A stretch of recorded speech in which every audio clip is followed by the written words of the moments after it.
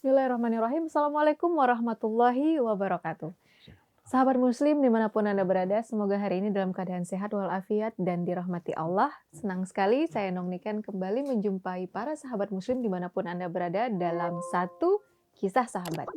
Dan di hari yang berbahagia ini di studio telah hadir bersama kita Ustadz Bani Hashim.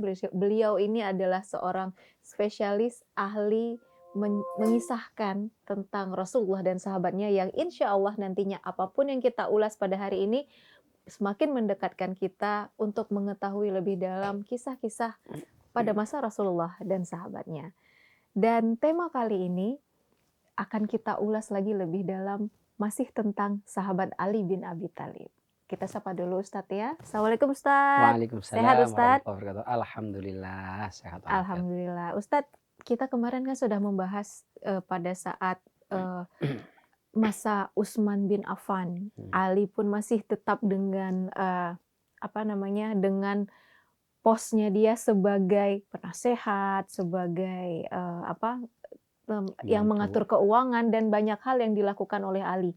Sampai akhirnya mungkin hari ini kita akan membahas pada saat Ali diangkat sebagai khalifah berikutnya setelah wafatnya Utsman.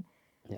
Nah, itu kita minta dijelaskan lebih rinci oleh Ustadz. Silakan Ustadz. Terima kasih Mbak Niken dan sahabat muslim dimanapun berada. Bismillahirrahmanirrahim. Assalamualaikum warahmatullahi wabarakatuh. Waalaikumsalam.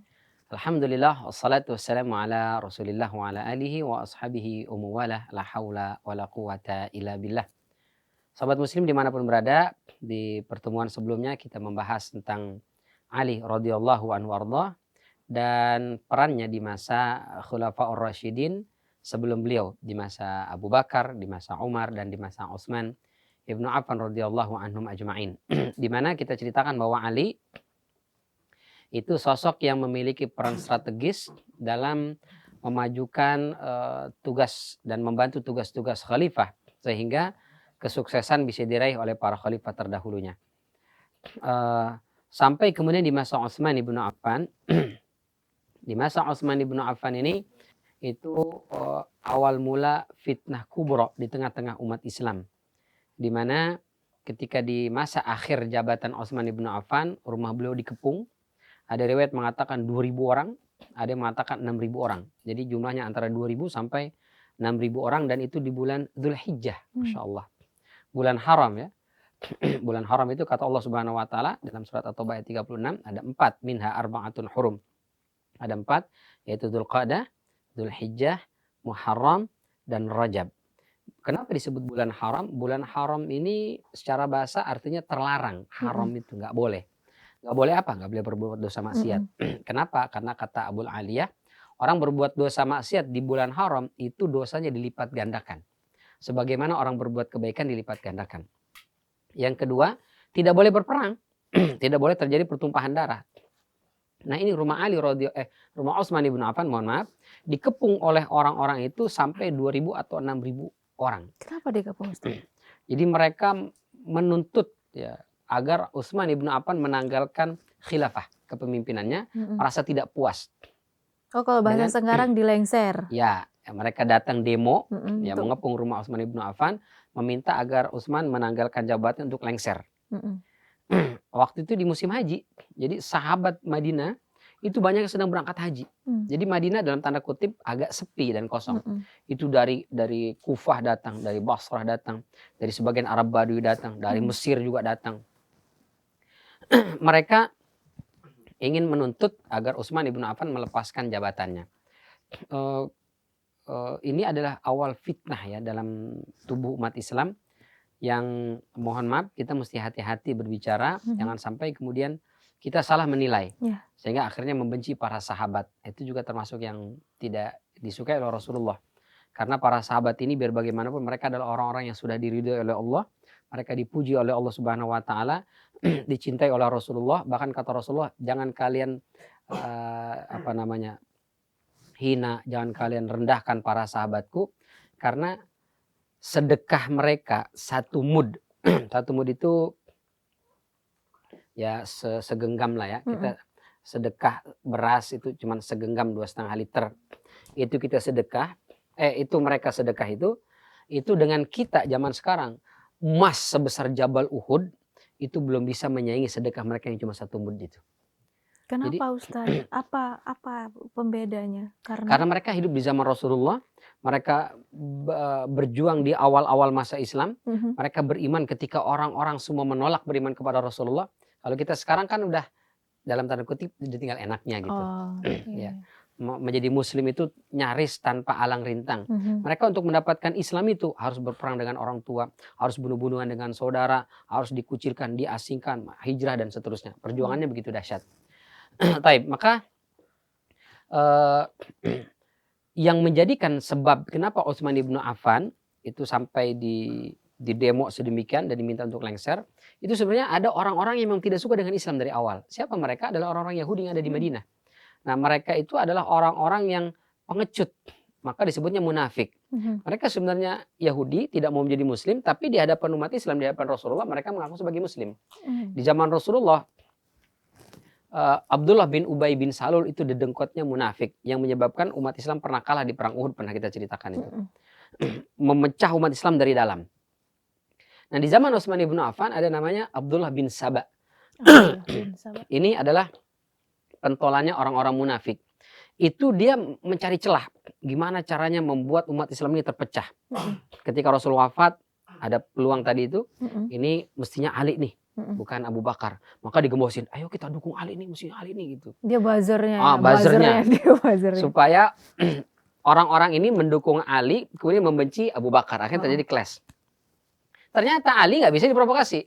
Ali ternyata mengatakan, no, Abu Bakar lebih mulia dari saya, lebih utama dari saya. Saya justru mendukung Ali. Kenapa mendukung Abu Bakar? Kenapa kalian malah dukung saya? Gagal. Di zaman Umar nggak bisa juga. Umar tegas sekali kan, keras. Di zaman Utsman adalah sahabat yang sangat lembut. Ada permasalahan apa, dia lebih memilih negosiasi. Terus beliau ini dari kaum bangsawan. Saudara-saudaranya dari Bani Umayyah itu diberikan jabatan. Menurut orang-orang, wah ini nepotisme nih. Gitu. Padahal kata Utsman, saya pilih mereka karena memiliki kapabilitas. Utsman dituduh koruptor, dituduh menggelapkan uang pemerintah, ya Baitul Mal untuk keperluan pribadi seperti menikahkan anak-anaknya. Padahal Utsman sebelum jadi khalifah kaya raya. Di zaman Rasulullah sedekahnya itu miliaran, bahkan puluhan miliar.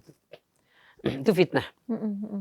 Nah, di fitnah begitu, Utsman lebih soft, dia lebih slow segala macam. Maka akhirnya kemudian dikepunglah rumah Utsman ibnu Affan ini oleh 2.000 atau 6.000 orang itu. Sampai kemudian mau dibunuh karena Utsman ibnu Affan tidak mau menyerahkan. Kenapa beliau tidak mau menyerahkan? Maksudnya melepaskan jabatan gitu. Karena pertama beliau berpendapat kalau saya lepaskan jabatan, nanti ada orang dapat jabatan di demo lepas lagi, sehingga izzah karisma seorang pemimpin akan hilang. Maka pemimpinnya itu sampai mati dia harus pertahankan itu. Satu. Yang kedua, karena dia pernah mendengar Rasulullah SAW bersabda ketika di Jabal Uhud, Rasul dan para sahabat naik ke Jabal Uhud, gunung Uhud itu bergetar. Lalu kata Rasulullah, uskun ya Uhud, tenanglah wahai Uhud, di atasmu ada Rasulullah dan Siddiq wa syahidan, dan 2 orang yang mati syahid. Wa syahidan. Terus Utsman berpikir, berarti kami cuma berempat yang dekat Rasulullah gitu. Rasul, Abu Bakar, Umar, dan saya. Rasul bilang, di sini atasmu ada Rasul, ada orang Siddiq, Abu Bakar berarti pasti, dan ada 2 orang mati syahid. Nah, Umar kemarin meninggal ditusuk oleh Bululu, mati syahid. Berarti saya juga adalah orang yang akan mati syahid. Maka pengepungan ini endingnya akan sama. Saya lepaskan jabatan itu, saya akan dibunuh. Saya pertahankan jabatan, saya juga akan dibunuh. Maka kata Utsman, lebih baik saya mati dalam rangka mempertahankan jabatan ini sehingga matinya tetap terhormat dan mulia. Gitu. Ketika itu dia udah bisa prediksi juga ya untuk pada saat iya, itu. Iya, merasa ini orang-orang yang Utsman tahu ya, ini orang-orang muka-muka yang mereka itu imannya masih tipis sekali.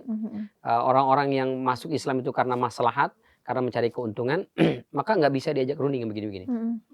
Datang Ali sama Hasan dan Husain datang pakai ikat kepala gitu, bawa pedang. Utsman perintahkan, kita akan tebas semua orang ini, kita akan serang semua. Kata Utsman ibnu Affan, wahai Ali, aku minta agar engkau bawa orang-orangmu untuk diam di rumah. Jangan sampai ada pertumpahan darah di dekat Masjid Nabawi di samping makam baginda sallallahu alaihi wasallam. Aku nggak mau sampai terjadi itu. Ya sudah, pokoknya apapun yang kebutuhkan bilang, kita akan siap bawa pasukan gitu. Utsman nggak mau. Nanti ada yang lain datang gitu juga, Utsman tolak. Pokoknya Utsman bilang tidak boleh ada ikut campur. Kalian semua balik ke rumah masing-masing. Karena beliau tidak mau ada pertumpahan darah demi dirinya gitu. Sampai akhirnya tanggal 18 Dzulhijjah. Mereka masuk merangsek, itu dikepung rumah Utsman itu nggak boleh Utsman. Wudhu aja nggak boleh. Keluar beli makan nggak boleh sama sekali. Benar-benar di apa istilahnya di boykot, di embargo, rumah dikepung, nggak bisa wudhu, keluar ngambil air itu nggak bisa. Sampai akhirnya mereka masuk mendobrak rumah Utsman ibnu Affan, lalu kemudian mereka mau menebas Utsman ibnu Affan, istrinya yang mencegah, istrinya kemudian tangannya itu menangkis gini, putus tangannya itu. Lalu kena Utsman ibnu Affan sampai akhirnya Utsman pun meninggal. Beliau sedang membaca Al-Quranul Karim. Meninggallah Utsman ibnu Affan. Di rumahnya itu? Di rumahnya sendiri. Pada tanggal 18 Dzulhijjah, bulan haram, bulan haji. Istrinya pun ikut meninggal? Meninggal juga. Mati semua dibantai. Maka gegerlah satu Madinah itu. Ya. Ali begitu mendengar itu langsung, wah luar biasa marah. Ini siapa yang melakukan? 2.000 orang atau sampai 6.000 orang. Susah kita menunjuk yang mana pelakunya gitu. Maka setelah itu gegerlah ya satu kota itu. Maka kemudian bingung ini apa yang harus kita lakukan. Nah, ada sahabat-sahabat mulia seperti Thalha bin Ubaidillah, Zubair bin Awam mengatakan ini kejadian yang begitu memilukan dan menyayat hati. Bagaimana seorang khalifah dibunuh. Kalau Umar bin Khattab dibunuh oleh Abu Lu'lu, orang luar yang datang menyusup lalu menikam dari belakang. Masih bisa kita tolerir, kita tangkap, kita kejar, langsung dikisos, selesai. Utsman ini yang membunuh adalah orang muslim, saudara-saudara kita sendiri, dan jumlahnya ribuan orang. Ngeroyok begitu, ya kita mau kisos yang mana nih gitu. Maka kemudian yang paling penting adalah kita harus menunjuk orang menggantikan Khalifah Utsman ibnu Affan. Maka di situ semua langsung mengatakan, ya sudah kalau gitu kita minta Ali. Kata Ali, enggak. Bagaimana mungkin saya menjadi khalifah sementara jasad khalifah masih ada, yastahyi minhul malaikah. Ini orang yang meninggal ini adalah seorang khalifah, malaikat aja malu sama Utsman ibnu Affan.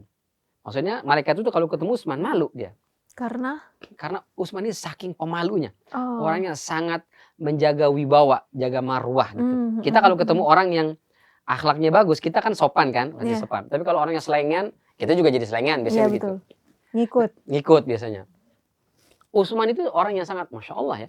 Rasulullah aja malu. Jadi Rasul pernah lagi duduk begitu, terus mohon maaf kainnya agak tersingkap, betisnya kelihatan. Datang Abu Bakar, Assalamualaikum Rasul, Waalaikumsalam, biasa aja, cuma sindiran gitu. Dalam datang Umar, salam biasa. Begitu Utsman datang, Rasul langsung rapiin duduknya, duduk yang rapi. Waalaikumsalam, ya silakan masuk Utsman gitu. Abu Bakar sama Umar bingung. Tadi Rasul kita masuk biasa aja ya, kenapa Utsman masuk? Cuman nggak sungkan dong, nanya. Aisyah yang lihat nanya. Wahai Rasul, tadi ayahku Abu Bakar datang kok biasa aja. Umar datang kok biasa aja. Kenapa giliran Utsman? Lalu kata Rasulullah, yastahyi minhul malaikah. Malaikat aja malu kepada Utsman, maka saya pun malu, sungkan, segan gitu.